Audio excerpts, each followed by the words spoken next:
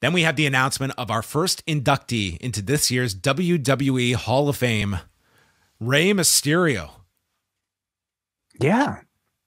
Surprised? A surprising one. It would certainly seem to be, like, I don't think it's a stretch to assume, like, this year they're certainly late to the game on the Hall of Fame, that it would not surprise me if they're sort of getting this class together. And I wonder if this is sort of like, we need, like, I take it to be like Rey is probably the headliner, don't you think? Like the way he's the first announced one. Yeah, I certainly think he's worthy. I mean, sometimes when you look at his position on the card, you might not necessarily think so. But I also question who else they might have that might be of the status of a Rey Mysterio. I mean, in a legit Hall of Fame, like, Rey Mysterio is a no-brainer. He's one you could always put in, but that's the thing, you could always put this guy in. And I definitely question that by doing this with Rey, I think every single person is expecting an angle at the Hall of Fame, which I don't know how many people want an angle during a Hall of Fame that a good portion of your audience do take pretty seriously. But this year of all years, I can't imagine, like, it's such a, like, how do you not do an angle for this? I think they'll be conscious of that. Like, I think they do respect that the Hall of Fame is a ceremony that is very real. One of the few real things in this industry, at least for the people that are delivering these speeches. I think they'll do what they can to get the angle aspect of it out of the way, and then just kind of proceed with a really heartfelt, like, speech from Rey Mysterio. And, you know, we talk about, of course, who might induct him. I think if it was any year but this one, Dominic would be that guy. He really would be almost the perfect choice. You know, you give that airtime to one of your upcoming talents, and for Rey Mysterio, it's his son. You know, who could be closer to him than that? But this year, you obviously you can't do it. But I think because he's having, so who inducts him? I'm trying to think. You know, I wonder if Conan might be. You know, Conan would be the person to do it. I just don't know if they would have Conan do it. I do not want it to be Santos Escobar. I don't either. Like, they just met. Are you kidding me? Or like, or at least like on screen. Like, I don't know how much real history those two have. But yeah, like, Dominic would probably be your first choice, but not this Edge. Edge could be the guy.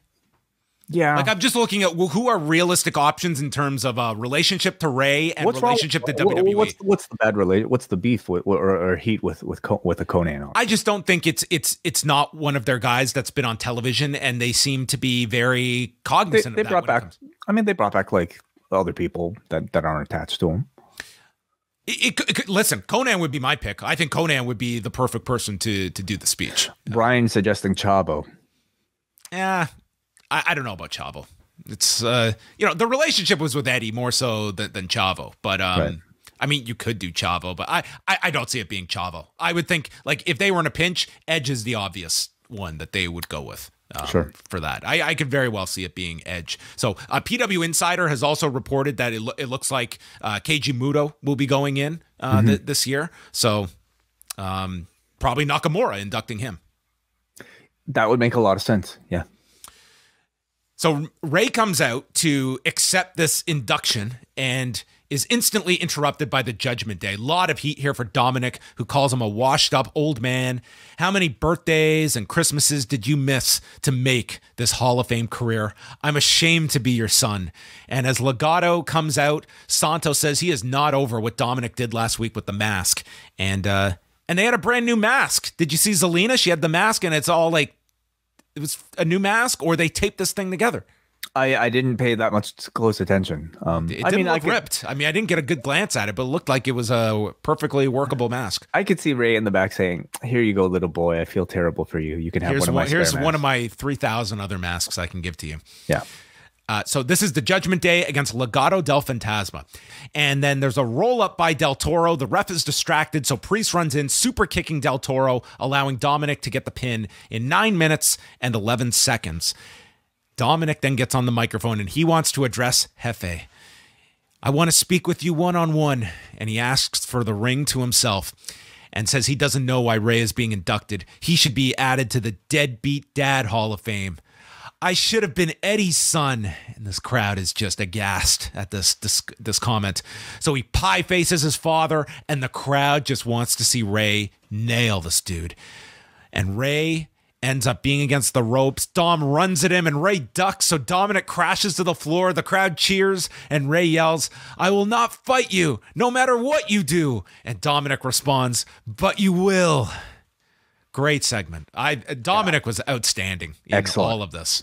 Yes, he was. I think Dom was excellent here. I think he's far exceeded the sort of ironically entertaining enjoyment that, you know, you and I used to, and then sometimes still get out of him.